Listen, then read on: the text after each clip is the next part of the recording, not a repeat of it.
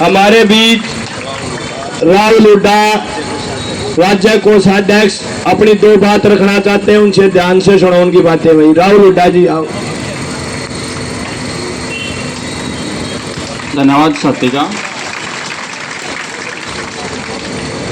सबसे पहले साथियों, मैं Haryana government PWD mechanical worker union register number 41 संबंधित सर्व कर्मचारी संघ की तरफ से आप तमाम साथी लगभग 40 दिन से 50 दिन से, चाहे यहाँ बरसात हुई, चिलचिलाती धूप हुई, चाहे कितनी भी कठिनाइयां आपने सहनी पड़ी, पिछले 50 साल से पूरे हौसले और जज्बात के साथ यहाँ बैठे हैं। उस तमाम कठिनाइयों के बावजूद आपने जो हौसला दिखाया है, इसके लिए आप मातृ शक्ति और मेरे भाइयों को मैं क्रांतिकारी सलाम पेश करता हूं। साथियों, लगभग हमारे जो कर्मचारी साथी हैं जो आज इस धरने पर बैठे हैं, इस पीजीआई प्रशासन को लगभग 20 साल हमने सेवाएं देते होंगे। किसी ने 20 हो गए, किसी ने 15 हो गए, किसी ने 16 हो गए।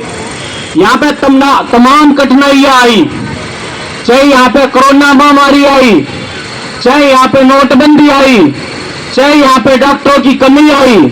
हमारे बड़े साथियों ने जब यहाँ पे डॉक्टरों की कमी थी, मरीजों की पट्टियां बदली, उनको टाके लगाने का इतना एक्सपीरियंस था साथियों, टाके तक लगाए साथियों। कोरोना महामारी में पीपीई की किट पहन के कोई डॉक्टर, कोई अफसर, कोई मंत्री पहन के देखो, लगभग 12-12 घंटे पीपीई किट पहन के साथियों यहाँ पे मरीजों का इलाज किया।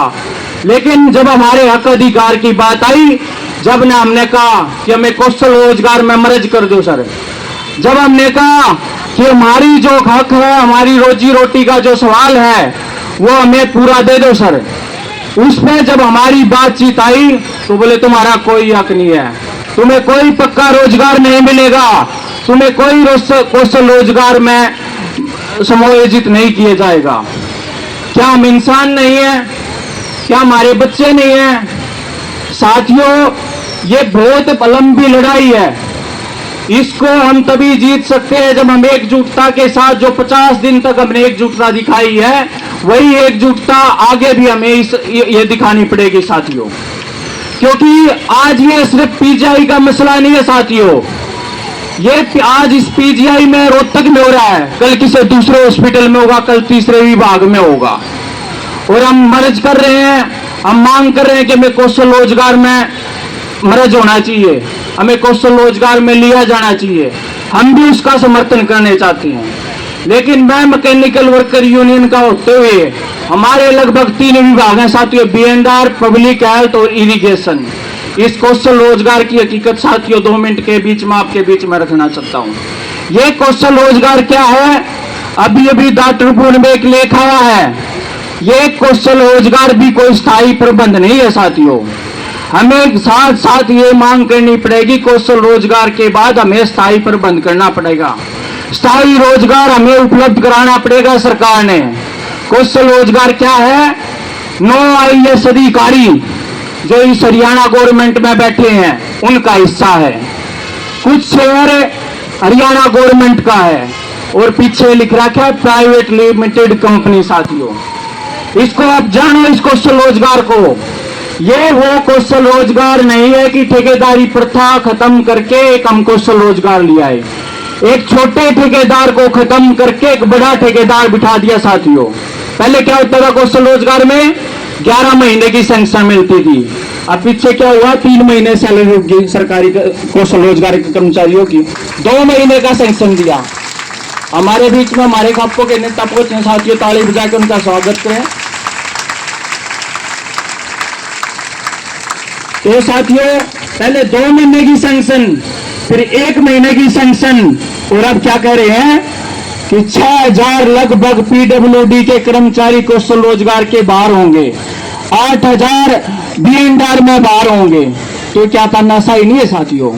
ये आज पीजीआई के कर्मचारियों की लड़ाई नहीं है साथियों, ये पूरे हरियाणा के आने वाले दिनों में पूरे हरियाणा के कर्मचारियों की लड़ाई बननी है साथियों। ये आज आप पे ये 400-500 कर्मचारी इन पे तलवार नहीं लटक रही साथियों। ये हरियाणा के लगभग 50,000 कौशल रोजगार के कर्मचारियों पे साथियों तलवार लटक रही है ये रोजगार की। इसलिए तमाम जितने भी यूनियन हैं, हमारे यहाँ पे आज बहुत से पदाधिकारी बैठे हैं साथियों। श्रम कर्मचारी संघ में लगभग 108 यूनियन संबंधित है साथियों। आपको एक विश्वास दिलाना चाहते हैं, 108 की 8 यूनियन कंधे से कंधा मिलाकर आपके साथ लड़ेंगी साथियों। जब भी आपको हमारी जरूरत होगी, कंधे से कंधा मिला के आपके सामने खड़े पड़ेंगे साथियों। चाहे गोली खाने का बात आए, चाहे लाठी चार्ज की बात आए साथियों, मैकेनिकल वर्कर यूनियन का एक एक साथी आपके साथ कंधे से कंधा मिला के साथियों लड़ेगा साथियों। कभी भी अपने आप को अकेला मत समझना साथियों। 100 कर्मचारी संघ मैकेनिकल वर्कर यूनियन का एक एक सिपाही, आपने देखा होगा जो 9 जुलाई की स्ट्राइक हुई, लगभग पूरे देश में 25 करोड़ कर्मचारी साथियों हड़ताल पे थे इनकी नीतियों को लेकर। प्राइवेटाइजेशन को बढ़ावा देना, रोजगारों को खत्म करना। आज हम 26-27 जुलाई को जो सीटेट का एग्जाम है, हमारी माताएं बैठी होंगी, माता बहनें बैठी हैं, हमारे भाई बैठे हैं। बहुत से लोग सोचते होंगे कि हमारे भी भाई सीटेट दे होंगे, पाटते होंगे, सीटेट देती है नौकरी मिल जाओगी, लेकिन ऐसा नहीं है साथियों। सीटेट का एग्जाम तो सरकार ले रही है। 13 लाख 13.5 लाख बच्चों से फार्म भी भरवा लिए, 600 500 रुपए फीस भी ले ली। 2 दिन जाएंगे, उनका किराया भाड़ा रहने की व्यवस्था भी उन्हें अपने आप करनी पड़ेगी। लेकिन उस सीटेट के बारे में ये नहीं बता रहे कि पिछले महीने जो 16 तारीख को कैबिनेट की मीटिंग हुई, उसमें 26,000 पद सरकारी पद खत्म कर दिए। कर लो सीटेट, सीटेट दिया पद न रहेंगे तो नौकरी कितने मिलेगी। तो ये चाल चलन साथियों इस सरकार की है। ये वो लोग हैं जो लगभग आजादी के 65 साल तक इनका आरएसएस का नागपुर में मुख्यालय कभी भारत का झंडा नहीं फहराया साथियों। ये वो लोग हैं साथियों। लेकिन हमारी जो अपने पुराने नेता बोल के गए हैं, किसान नेता बोल के गए थे कि हर हर मोदी घर घर मोदी, उस बहकावे में हम भी आगे, और खासकर हम नौजवान आए थे। लेकिन ये वो लोग हैं जिनमें कपड़े पहनने तक का ढंग नहीं था। आपने देखा होगा सारे आरएसएस के लोग निक्कर में अंडा करते, निक्कर में परेड करते, चमड़े की बेल्ट, काले जूते, धोली जुराब।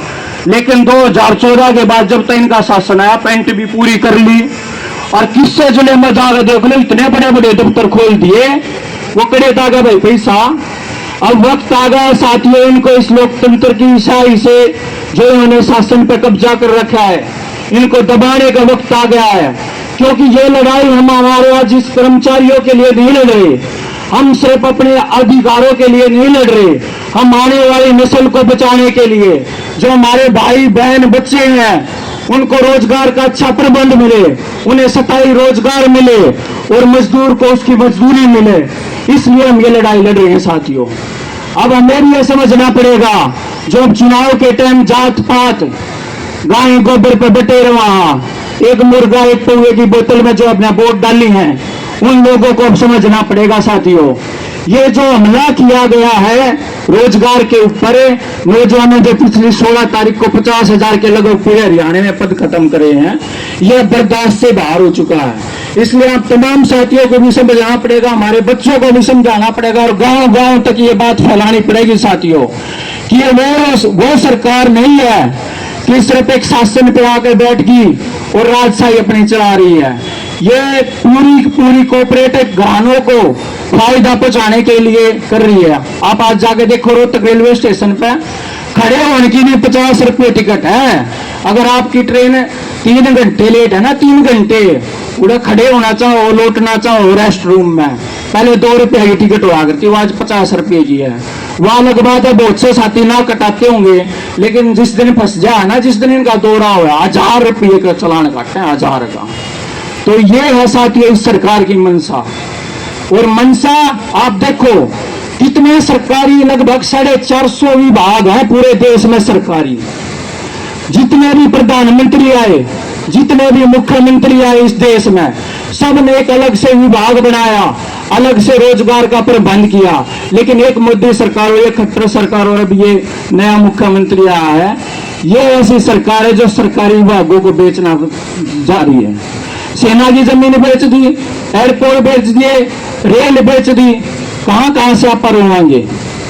साथियों, ये आंदोलन जितना भी लंबा चलेगा, हम आपके साथ कंधे से कंधा मिला के साथियों खड़े रहेंगे और जितनी भी जिम्मेवारी आप हमारी लगाओगे तन मन धन से, साथियों तीनों की तीनों, साथियों किसी भी आंदोलन के लिए लड़ने के लिए, जीतने के लिए तन मन और धन जरूरी होता है। साथियों, जो भी जिम्मेवारी आप हमारी मैकेनिकल वर्कर यूनियन की लगाओगे तन मन धन से, उसमें कंधे से कंधा मिला के साथियों हम आपके साथ खड़े रहेंगे। और एक बात और कहना चाहता हूं साथियों, हमारा वैसे तो क्या है, पब्लिक हेल्थ इंजीनियरिंग डिपार्टमेंट, मैं भी पीजीआई में रहूं स्टाफ क्वार्टर में, वो इंग्लिश में तो पब्लिक हेल्थ इंजीनियरिंग डिपार्टमेंट है, लेकिन उसने देसी भाषा में आप पानी वाले कह दिया करा। तो साथियों, आपको इतना विश्वास दिलाते हैं, जिस दिन आप कॉल दोगे ना ईवीसी की ठुट्टी बंद कर देंगे, हाथ धोने तक भी तरसेगा। इतना विश्वास साथियों आपको दिलाते हैं, इस वीसी का सीओर ब्लॉक कर देंगे, इस वीसी की ठुट्टी बंद कर देंगे, हाथ भी नहीं धो पाओगे साथियों। इतना ही आपके बीच में कहना था साथियों, दो नारे आपके बीच में। इंकलाब जिंदाबाद, जिंदाबाद जिंदाबाद इंकलाब जिंदाबाद, जिंदाबाद जिंदाबाद आवाज दो, आवाज दो, आवाज दो। अरे अभी तो नहीं अंगड़ाई है, अरे अभी तो नहीं अंगड़ाई है, ठेकेदारी प्रथा नहीं चलेगी, नहीं चलेगी नहीं चलेगी ठेकेदारी प्रथा नहीं चलेगी, नहीं चलेगी नहीं चलेगी ठेकेदारी प्रथा नहीं चलेगी। नहीं चलेगी नहीं चलेगी स्थायी रोजगार का प्रबंध करो,